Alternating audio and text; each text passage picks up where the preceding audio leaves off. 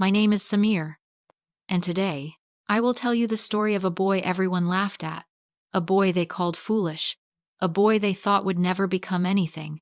But sometimes, the quietest person in the room is building the loudest future. In a small town, there was a narrow market street. Every morning before sunrise, the street came alive. Bakers opened hot ovens. Tea sellers boiled milk in large pots. Fruit sellers arranged oranges, bananas, and apples in neat rows. Tailors unlocked old wooden shops, and shopkeepers swept dust from the front of their stores. It was not a rich town, but it was full of life.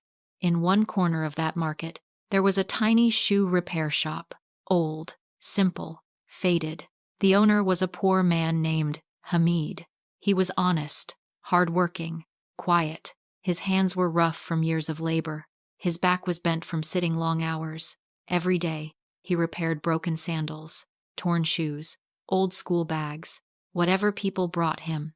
Hamid had one son. His name was Ayaan. He was 17 years old, quiet, respectful, different from the other boys. Other boys loved attention. They wore branded clothes, used expensive phones, took pictures, spoke loudly, wanted everyone to notice them. But Ayaan was not like them. He wore simple clothes, used an old, cracked phone, and after school, instead of wasting time outside, he came straight to his father's shop. He changed into an old shirt, then sat beside his father, repairing shoes. Because of this, people laughed at him. One boy said, "Look at Ayaan. He studies in school, then comes here to sit with dirty shoes." Another laughed and said, "Maybe one day he will become king of broken sandals." Everyone laughed. Ayaan heard them, but he said nothing.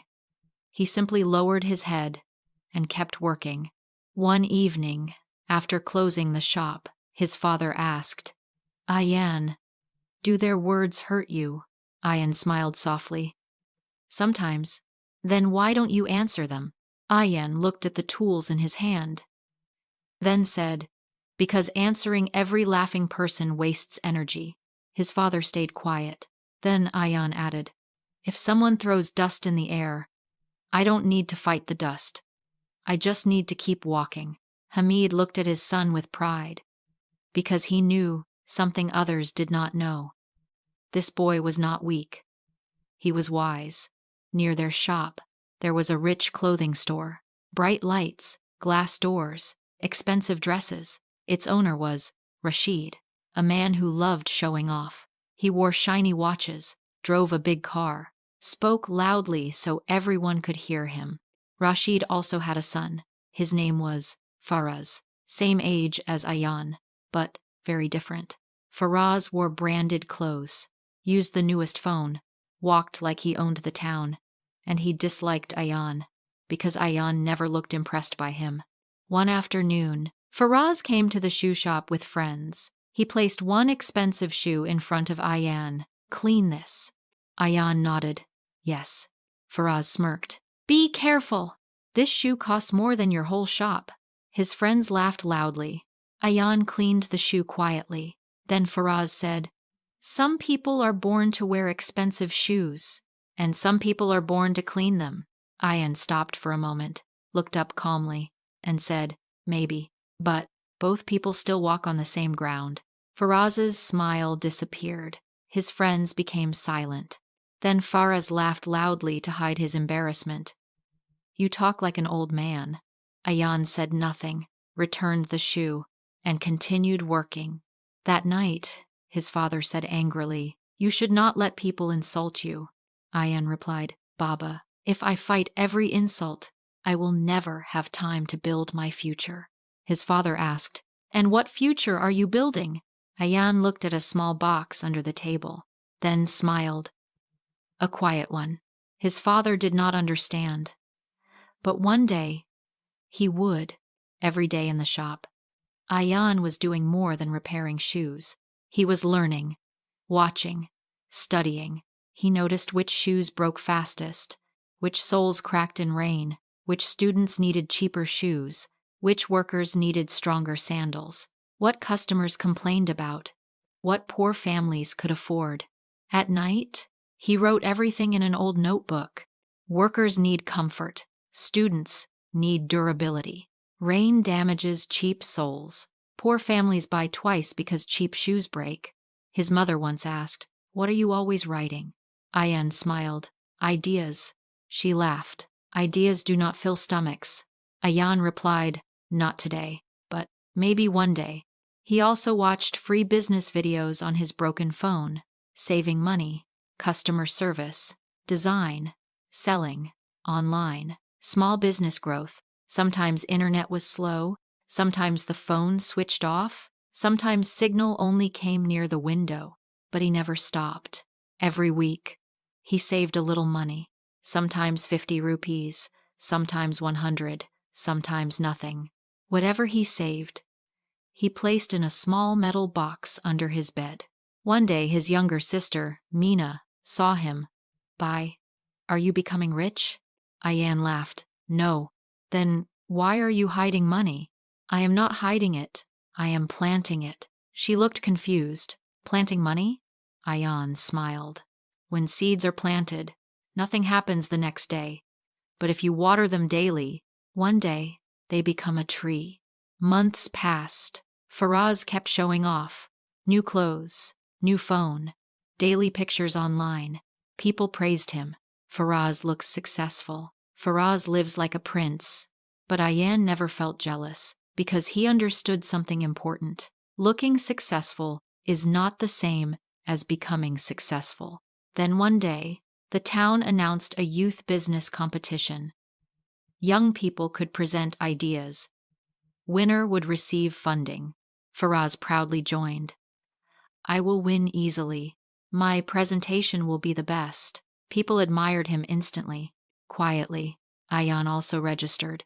Without telling anyone, for weeks, Faraz prepared appearance, new suit, perfume, business cards, mirror speeches, stylish English lines. But Ayaan prepared differently. He visited workers, talked to mothers, asked students, compared prices, studied materials, made samples, drew designs. His idea was simple: strong, affordable shoes for students and workers. Shoes made to last. Shoes poor people could trust. Competition day arrived. The hall was full: teachers, parents, shopkeepers, students. Faraz entered in a beautiful suit, wearing sunglasses. Friends clapped loudly.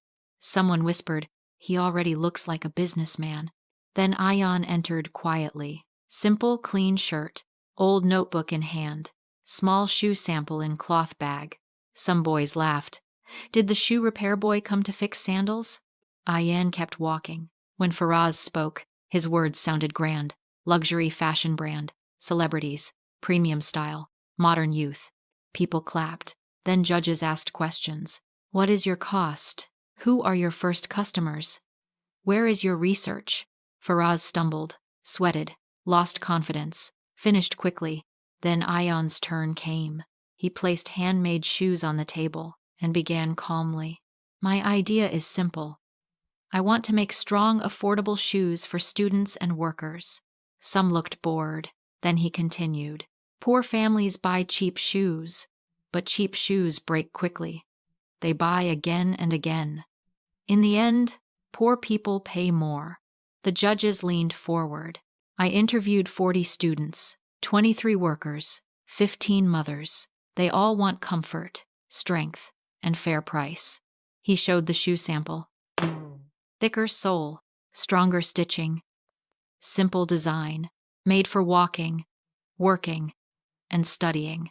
The hall became silent. One judge asked, "Who made this?" Ayaan replied, "I did, with my father's tools." Another judge asked, "Why should we support you?" Ayaan took a breath, then said, "Because this business does not only sell shoes, it solves a daily problem for people who cannot afford mistakes." Silence, deep silence. Then someone clapped. It was his father. Slowly, the whole hall joined. Soon the winner was announced. Ayaan Hamid. His father cried. Meena shouted, "Buy one!" People stared at the same boy they mocked for years. The same quiet boy, the same cobbler's son, the same boy they called foolish. Now he stood on stage, holding victory in his hands. With prize money, Ayaan started small. No big showroom, no fake luxury, no posters. He began from his father's old shop. One corner became a workshop. Then came customers. Then repeat customers. Then school orders. Then factory orders. Then workers. Then growth. Slowly, honestly, silently, his business grew. People finally respected him.